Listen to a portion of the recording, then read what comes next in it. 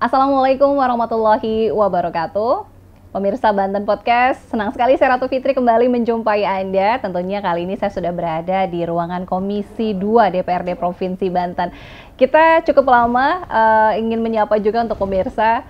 Kali ini juga terkait dengan program kerja di 2024. Nah, sudah bersama saya ini Ketua Komisi 2 DPRD Provinsi Banten, ada Bapak Haji Ip Makmur, Ketua Komisi 2 DPRD Provinsi Banten. Kita sapa dulu. Assalamualaikum warahmatullahi wabarakatuh. Waalaikumsalam warahmatullahi wabarakatuh. Selamat siang, Mbak. Selamat siang. Apa kabar nih Pak Kiai? Baik, alhamdulillah. Berkah doa semuanya, alhamdulillah. Amin. Waduh, kayaknya udah plong gitu ya Pak ya rasanya. Ya, kalau 100% belum. Belum ya, tapi alhamdulillah proses, berjalan ya Pak ya. Berjalan Alhamdulillah. dengan lancar, alhamdulillah. Berkah sekali lagi doa support dari seluruh warga Banten. Betul, betul. Kita baru saja melaksanakan pesta demokrasi di Provinsi Banten dan seluruh Indonesia 14 Februari masih segar, masih juga ditunggu hasil real count ya Pak. Kalau quick count kan memang beda-beda tipis, tapi real count yang kita tunggu ya Pak. Wah, ini juga kayaknya walaupun tadi sudah plong tapi masih dalam proses menunggu. Menunggu. Ya. Menunggu itu sesuatu yang mengasihkan. Betul, selagi masih ada harapan. betul. Jadi ya itu tadi ya, tahan dulu semuanya karena memang masih proses, tapi alhamdulillah sudah berjalan lancar. Nah, Pak Ketua ini ada di Dapil Banten 10. Banten 10 berarti Lebak ya, Putra Daerah Lebak. Putra Daerah Lebak. Masya Allah, ini Lebak berarti Kidul. Lebak Kidul lagi ya, 28 kecamatan ya Pak. 28 Masya kecamatan. Allah. Saya tinggal di Kecamatan Cirograng. Kecamatan yang paling ujung Provinsi Banten, perbatasan dengan Jawa Barat. Wah, udah mau suka bumi aja ya. Luar biasa perjuangan ke sini ya Pak ya. Ini juga membawa aspirasi masyarakat dari Kabupaten Lebak ya, terutama di Dapil 10 tadi ya, Cirograng tadi. Luar biasa dan tentu saja ini adalah periode insya Allah periode kedua di Provinsi periode Banten. kedua. Wah, yakin ya maksudnya dari perolehan sementara juga sudah terlihat ya Pak ya? Optimisme itu perlu dibangun. Ada tabulasi suara ya, alhamdulillah. Optimisme itu perlu dibangun. Betul, artinya. Ya, tapi kita tetap menunggu hasil real count, hasil ketetapan KPU tentunya. Betul. Tapi kan optimisme itu harus dibangun. Betul. Nah, ini optimisme dan juga tentu saja amanah dari masyarakat yang begitu percaya begitu ya Pak Ketua ya, alhamdulillah. Apalagi mungkin aspirasi, kemarin juga baru reses ya Pak? Iya, betul. Alhamdulillah ini pasti banyak lagi pesan-pesan yang disampaikan oleh masyarakat. Khususnya Banten Lebak ini kan dari sisi infrastruktur ya masih sangat membutuhkan. Betul. Nah ini ngomong-ngomongin soal program kerja, ini walaupun memang baru kemarin ya istilahnya sudah bisa ya walaupun belum 100% tapi sudah bisa bernafas lega karena sudah selesai ya Pak ya. Kontestasinya tinggal menunggu hasil. Betul. Nah ini masyarakat juga diminta untuk tahan diri ya. Kemudian juga lanjutkan lagi nih terkait dengan program yang masih tersisa di periode 2024. Sampai bulan apa nih Pak Ketua? Periode 2019-2024 itu jadwalnya sampai November. Sampai November ya, sampai nanti pelantikan di nanti periode berikutnya. Ada pengumuman dari KPU ya, kapan pelantikan. Oke, jadi ditunggu ya. Tapi ini sekarang sudah mulai start lagi, mulai bulan kembali lagi pada tracknya ya, alhamdulillah. Dan ini sudah kembali lagi dengan program-program kerja tentu saja. Ini apalagi sudah di bulan kedua ya Pak ya, di 2024. Masih cukup panjang sampai dengan November ngobrolin terkait dengan mitra kerja. Nah, ini tadi kita sudah sedikit mengupas terkait dengan infrastruktur tadi ya di Banten, terutama di Kabupaten Lebak, Banten 10. Nah, ini mitra kerjanya di bidang perekonomian kalau tidak salah, Komisi 2 ya Pak? Komisi 2 itu bidang perekonomian. Kalau mitra kerjanya ya leading sektor kita di OPD-nya salah satunya adalah Dinas Pertanian, Peternakan, kemudian Dinas Kelautan dan Perikanan, Dinas Perindustrian dan Perdagangan, Dinas Koperasi dan UMKM, kemudian juga Dinas Ketahanan Pangan dan Biro Perekonomian. Wah, cukup banyak mitra kerjanya di Komisi 2 ya. Tapi ini lagi-lagi langsung bersentuhan dengan masyarakat ya. Lagi tadi ada UMKM, kemudian pertanian dan juga perdagangan. Nah, ini juga memang lagi sensitif juga nih ya terkait dengan beras. Nah, tapi kita bahasnya nanti Pak, yang berat-berat nanti dulu kita taruh di ujung. Nah ini kalau berkaca di 2023 ini kan istilahnya baru hitungan bulan kemarin dari mitra kerja yang sudah berjalan dengan Komisi 2 bidang perekonomian terutama. Apa catatan yang mungkin diambil begitu di tahun sebelumnya Pak Ketua?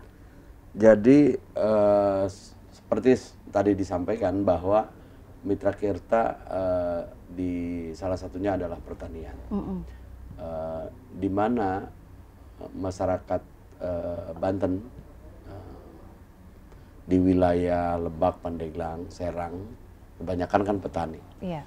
Jadi catatan kita memang di 2023 kemarin meminta agar Banten lebih fokus meningkatkan perekonomian di sektor itu, ya di sektor itu, di sektor pertanian, karena walau bagaimanapun sekali lagi pertanian ini mendongkrak perekonomian masyarakat. Betul. Ya di samping itu juga UMKM, di mana tumbuh diantaranya Tangerang Raya dan sekitarnya pertumbuhan UMKM yang sangat luar biasa. Terlebih sekarang dengan open market gitu ya, pasar yang terbuka gitu dengan place marketnya. Mereka bisa memasarkan dengan online dan lain-lain. Ini membuka peluang sekali lagi peningkatan pertumbuhan ekonomi masyarakat yang luar biasa. Jadi catatan kami sekali lagi bagaimana APBD 2024 ini lebih fokus pada peningkatan perekonomian masyarakat. Khususnya tadi di bidang di sektor pertanian, peternakan, perikanan, dan UMKM serta koperasi. Ya, dan ini memang berjalan juga dengan program pemerintah pusat ya Pak, ya, betul. Pengentasan kemiskinan ekstrim dan juga termasuk diantaranya juga penanganan pengangguran. Dengan betul. Tadi adanya program UMKM tadi ya betul, Pak Ketua. Ini 2023 catatannya, artinya di 2024 lebih merata lagi begitu pembangunan di sektor perekonomian. Jadi tidak timpang tindih kan 8 kabupaten kota, jadi tidak hanya concern di kotanya saja begitu ya Pak Ketua. Betul. Itu diantaranya tadi bahwa setiap daerah tentunya berbeda ya, kondisi masyarakatnya. Ya, salah satu contoh saya sampaikan tadi Lebak, Pandeglang ini kan masyarakat lebih dominannya pertanian. Jadi bagaimana kita mensupport petani-petani yang ada Lebak, Pandeglang ini dengan bantuan tentunya stimulan ya. Stimulan dari APBD ini, baik itu Alsintan maupun mungkin stimulan-stimulan lain. Betul. Ya, salah satu yang kita gulirkan diantaranya ada bantuan alat mesin pertanian untuk kelompok-kelompok tani. Harapannya sekali lagi dengan mekanisasi pertanian mereka bisa menaikkan produksi pertaniannya. Betul. Apalagi mungkin juga tadi ya ada subsidi pupuk, benih, tapi kalau dari segi lahan sangat-sangat masih sangat luas. Masih sangat luas dan ini potensial sekali ya, karena memang tadi disampaikan warga ataupun masyarakatnya memang dominan ke pertanian tadi ya. Betul. Dan ini memang mudah-mudahan menjadikan juga fokus dari pemerintah provinsi. Nah, ini terkait juga dengan bantuan stimulus-stimulus tadi. Betul. Sejauh ini di 2024 begitu, tentu saja kan ada aspirasi yang dibawa dari konstituen ya, terutama dari Dapil 10 ya di Kabupaten Lebak. Infrastruktur di sana sudah sejauh mana Pak? Karena ini kan menunjang juga perekonomian untuk infrastruktur ya Pak Ketua ya. Sebetulnya yang paling dibutuhkan saat ini memang adalah jalan usaha tani. Cuma sayangnya jalan usaha tani ini kan bukan kewenangannya dari Pemprov Banten.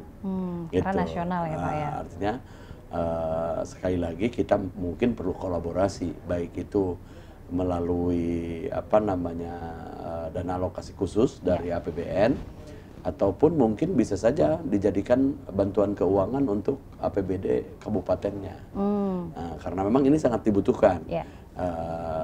Itu yang pertama, infrastruktur dari sisi perekonomian ya. Di luar infrastruktur lain yang sifatnya umum.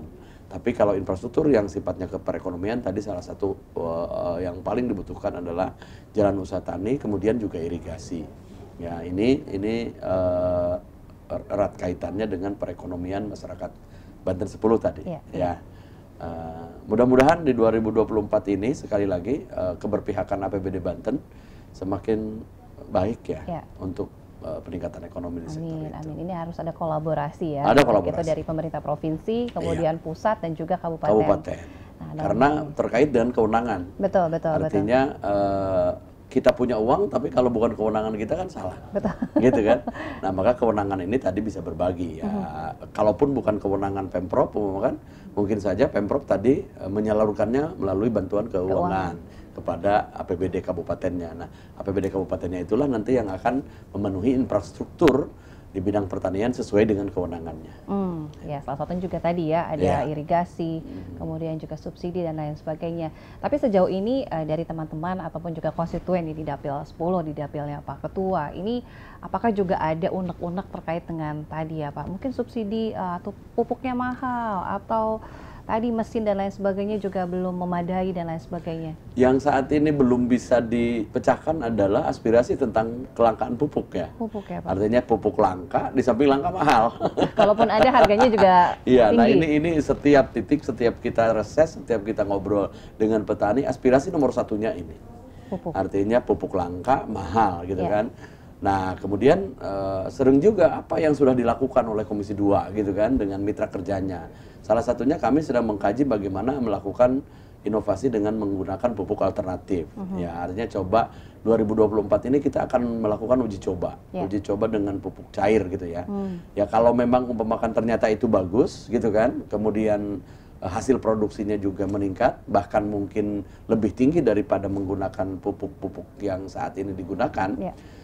Maka kenapa tidak gitu, APBD mensupport itu gitu. Atau mungkin setelah uji coba ini bagus, ya kita membuka peluang kepada pihak ketiga, dalam hal ini pengusaha pupuk cair gitu kan, untuk memasarkan kepada publik, kepada petani bahwa hasil daripada uji coba Pemprov Banten memang layak untuk digunakan gitu.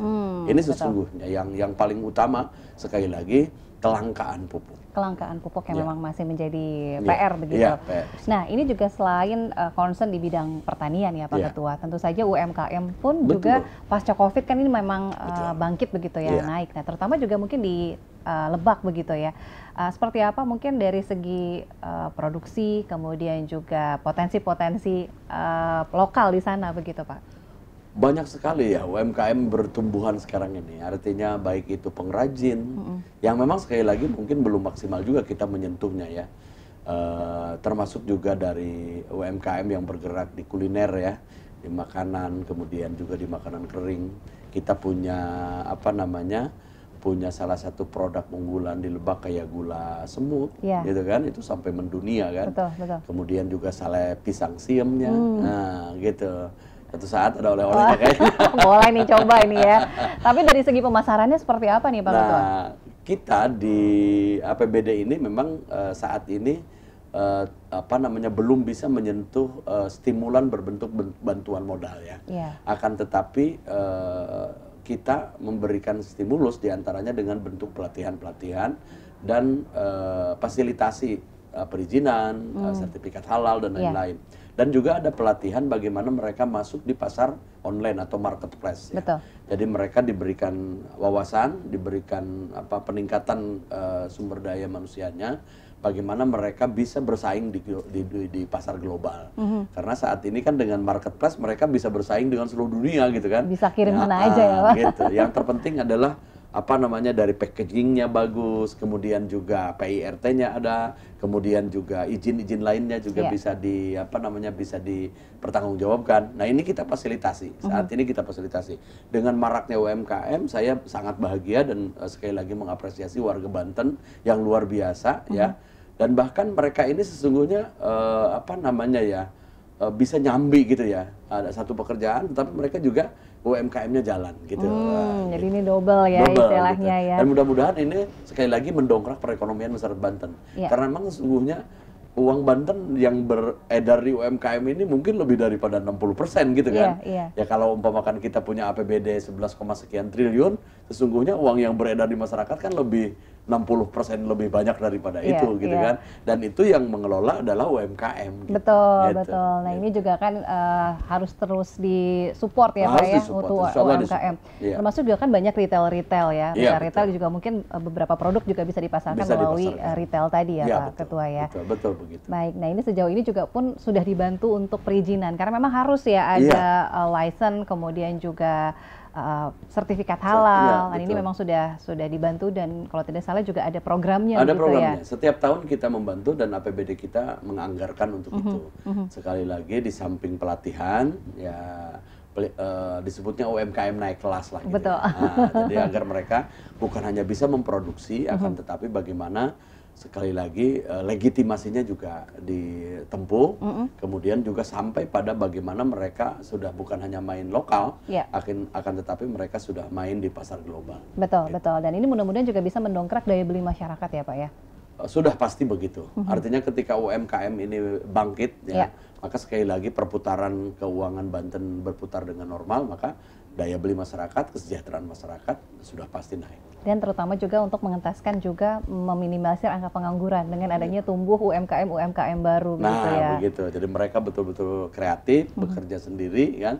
Kalau jadi UMKM kan waktunya juga mereka yang ngatur. Fleksibel ya istilahnya. Beda halnya, mohon maaf kalau umpamakan jadi karyawan kan aturannya masuk jam sekian, keluar jam sekian. Kalau UMKM kan kapan dia mau kerja, kapan dia mau istirahat kan bisa diatur begitu ya. Jadi mungkin ini ada tambahan kalau nulis biodata nih Pak Ketua, cita-cita wah pengusaha. Nah, gitu. Jadi PNS itu ya mungkin udah nggak di urutan pertama lagi ya Pak Ketua ya. Ya, jadi karyawan mungkin tadi sebagai apa namanya yang kedua lah gitu ya. Walaupun usaha kecil tapi bosnya saya gitu ya. Saya dulu pernah bergurau juga, jadilah pengusaha karena pengusaha tiap hari itu megang duit. Betul, gitu. betul. Walaupun usahanya masih merintis, tetap jadi bosnya ya. Jadi ya. bosnya. Dan tiap hari dia pasti megang duit. Megang duit ya. Gitu. Apalagi kalau sudah berkembang dan go internasional. Go internasional, apalagi nanti merekrut juga mungkin saudara-saudara atau tetangga-tetangga terdekat dulu begitu ya Pak Ketua ya. Iya. Nah ini juga bisa mengentaskan tadi ya program. Pengangguran, kemudian juga pengentasan kemiskinan ekstrim. Nah ini sekarang kita udah mau jelang-jelang Ramadan, hitungannya bulan depan nih kayak udah puasa ya Pak? Iya betul. Alhamdulillah ini udah deket lagi. Tapi yang lagi tinggi nih, wah ini kayak ini perempuan nih, kayaknya kaum emak-emak nih kayaknya udah menjerit nih terkait dengan komoditas. Nah salah satunya adalah beras. Nah ini beras juga selain harganya tinggi, kalaupun ada juga kan terbatas katanya. Di retail aja bahkan sudah mulai sedikit gitu di displaynya tuh. Ini mungkin apa yang disampaikan untuk masyarakat terkait dengan hal beras yang tinggi? Tadi saya baca berita pagi itu sudah 18.000 katanya 18.000 ya kilogram. Di satu sisi memang bagi petani yang baru panen mungkin ini berita gembira kan. Iya, karena harganya jadi naik. Harganya naik, artinya produksi mereka bagus, kan kemudian harga naik ya. Berarti untung besar bagi petani gitu loh ya. Tapi di lain sisi sekali lagi pembeli menjerit dan ini sangat nantinya khawatir berdampak inflasi di Banten. Betul. Nah maka saya pikir memang ini perlu segera melakukan tindakan-tindakan konkret ya dari Pemprov. Dalam hal ini pertama mungkin perlu segera ke Dinas Ketahanan Pangan untuk melakukan gelar pangan murah. Operasi pasar ya Pak? Gelar pangan murah, kalau operasi pasarnya nanti Dinas Perindustrian dan Perdagangan.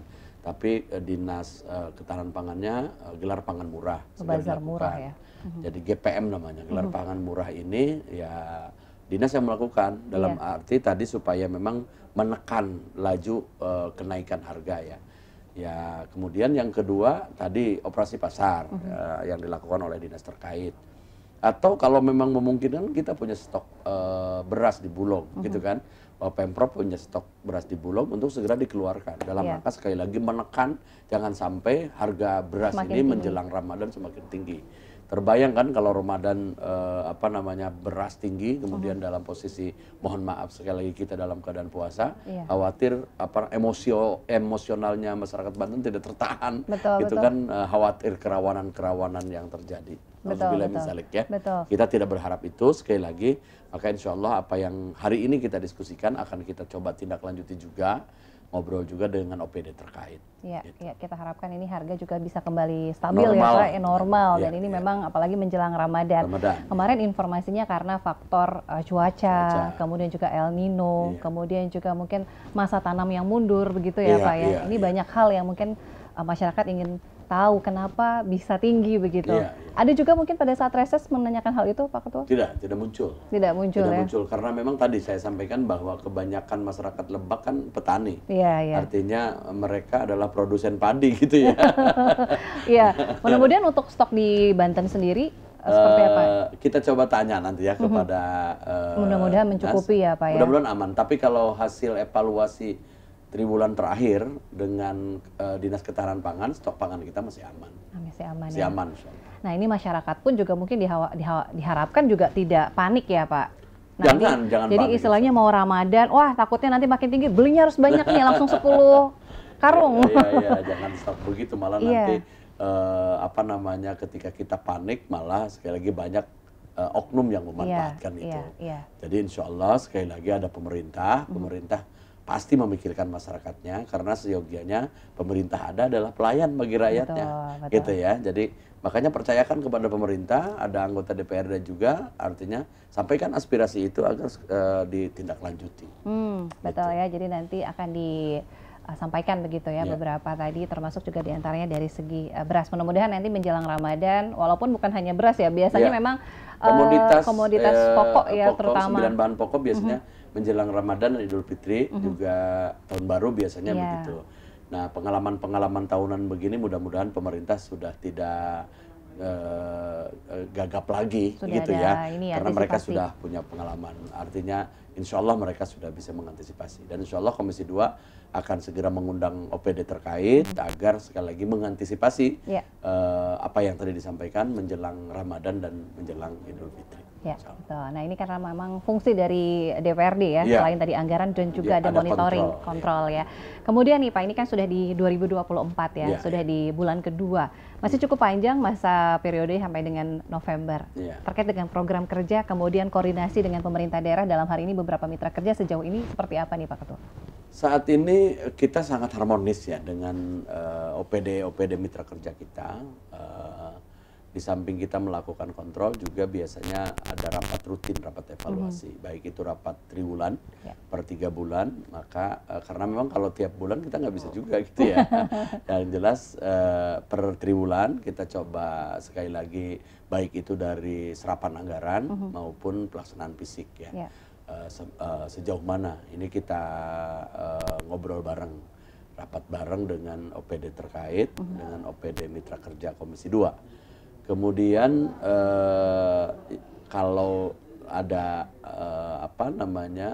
kejadian-kejadian seperti tadi beras naik dan lain-lain, walaupun tidak melalui forum rapat, tentunya kami mengundang langsung atau berkomunikasi langsung dengan kepala dinas ataupun dengan dinas terkait. Iya, ini terkait dengan kejadian-kejadian ini kan bisa melalui medsos begitu ya. Nah, gitu. Sekarang komunikasi itu lebih lancar. Lebih lancar. Gitu ya. Nah, ini terkait dengan serapan anggaran. Ini kan memang masih awal sekali. Awal. Harapannya sih serapan anggaran ini bisa lebih merata begitu. Karena kan ada beberapa OPD yang memang diserapnya terakhir begitu ya, di injury time. Ini ada catatan khusus mungkin terkait dengan serapan anggaran untuk OPD? Pertama karena ini baru awal tahun ya, baru mau start ya Pak? Baru mau start, walaupun sudah ada, anggaran sudah terserap, walaupun masih rendah. Tapi kami berharap sekali lagi kepada OPD jangan nunda-nunda gitu loh. Jangan di ujung-ujung gitu. Intinya pokoknya yang bisa diserap secepatnya diserap. Apalagi ini kan APBD ini tadi kembali pada perguliran ekonomi. Ketika memang penyerapannya cepat di awal-awal, apalagi menjelang Ramadan nih, dengan sendirinya ada uang negara yang keluar. Ketika ada uang negara yang keluar, maka berarti ada perputaran uang, perputaran uang berarti ada perputaran ekonomi. Jadi kami berharap sekali lagi APBD yang sudah disahkan ini, mudah-mudahan di awal-awal tahun ini yang sudah bisa diserap, yang sudah bisa dilaksanakan segera laksanakan. Ya, walaupun memang tadi ya ada yang sudah running, ada yang memang, walaupun memang serapannya masih awal tahun ya Pak ya, masih rendah pastinya, masih rendah. Tapi harapannya jangan sampai di akhir-akhir gitu ya. Apalagi ini agar biar Ramadan. Lebih maksimal ya Pak ya pelayanannya juga. Pelayanan maksimal. Apalagi ini sekali lagi awal Ramadan gitu ya. Ya biasanya kebutuhan masyarakat ya cukup tinggi gitu ya. Betul. Ini mudah-mudahan ya. Tapi sejauh ini sudah sangat baik begitu ya koordinasi dengan beberapa mitra kerja, dengan OPD. Harapannya juga ini yang langsung bersentuhan dengan masyarakat terutama dari segi pelayanan ya Pak ya, agar juga bisa langsung tepat sasaran, kemudian juga maksimal begitu untuk prosesnya sendiri. Wah, ini sudah lumayan cukup panjang ngobrol-ngobrol kita. Terima kasih. Karena ini juga setelah ini ada paripurna ya Pak? Ada paripurna penyampaian hasil reses. Karena baru kemarin hasil reses ya. Januari reses. Jadi terpotong dengan pemilu, sekarang baru disampaikan. Jadi apa yang disampaikan oleh masyarakat pada reses, hari ini kita sampaikan di paripurna untuk menjadi bahan pertimbangan penyusunan APBD perubahan di 2024. Nah, ini mudah-mudahan ya. Mudah-mudahan nanti apa yang sudah diaspirasikan oleh masyarakat kemudian disampaikan langsung ya, bisa direalisasi di perubahan mudah-mudahan. Terakhir, pesan yang ingin disampaikan ya untuk masyarakat secara umum, untuk terutama mungkin di Provinsi Banten. Silakan, Pak. Pertama, saya mengucapkan terima kasih atas dukungan, doa, support dari seluruh warga Banten. Tetap tenang, tetap optimis. Insya Allah Banten ke depan lebih baik. Terima kasih. Terima kasih banyak sudah meluangkan waktu Pak Ketua Komisi 2. Mudah-mudahan diberikan selalu kesehatan, amin, ya Allah, ya kelancaran di sisa masa periode. Mudah-mudahan juga nanti ketemu lagi ya di periode berikutnya. Amin, ya Allah, ya doakan saya. Amin, amin, amin, amin. Senantiasa istiqomah dan senantiasa berpihak pada rakyat sesuai dengan kehendak rakyat. Amin, amin, amin, insya Allah. Sekali lagi doakan jangan berkhianat pada rakyat. Amin, amin, insya Allah nanti kita ketemu lagi ya, Pak ya. Amin, ya Allah, ya masih setia di Provinsi Banten ya, insya Allah. Bareng dengan Banten Podcast. Banten Podcast. Karena nanti hasil real kan di akhir Maret mungkin ya, Pak ya, baru saat ini pada hari ini kita baru sidang PPK di tiap-tiap kecamatan. Tiap-tiap kecamatan. Jadi masyarakat juga kawal terus hasil. Kawal terus. Mereka juga penasaran dengan jagoan-jagoannya. Betul.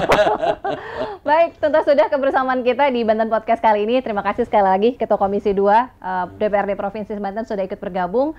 Mohon maaf jika ada salah kata. Jangan lupa untuk saksikan Banten Podcast berikutnya. Jangan lupa di like, komen, dan subscribe. Fitriatu pamit. Wassalamualaikum warahmatullahi wabarakatuh. Waalaikumsalam warahmatullahi wabarakatuh.